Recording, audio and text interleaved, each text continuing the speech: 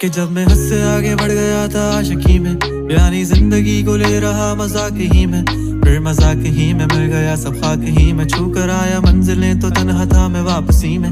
जैसे फूल तोड़े होंगे तुमने झोली भर के, मैं वो फूल जो के रह गया था शाख ही में। जैसे ख्वाब ही में ख्वाब गाहे आँख ही में, पल से पल में क्या हुआ तुम रह गए बस याद ही में। एक सवाल मचलता है मेरे दिल में, कभी तुझे मैं भूल जाऊं या तुझे मैं याद करूं।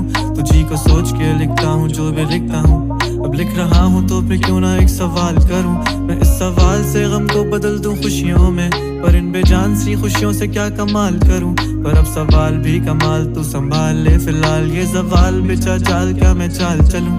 चाल चल तू अपनी, मैं तुझे पहचान लूंगा, मैं अपनी महफिलों में सिर्फ तेरा ही नाम लूंगा। तुझे पसंद है धीमा लहजा और बस खामोशियां, मैं तेरे खातिर अपनी खुद की सांसें थाम लूंगा। क्या तेरे सारे आंसू मेरे हो सकते हैं?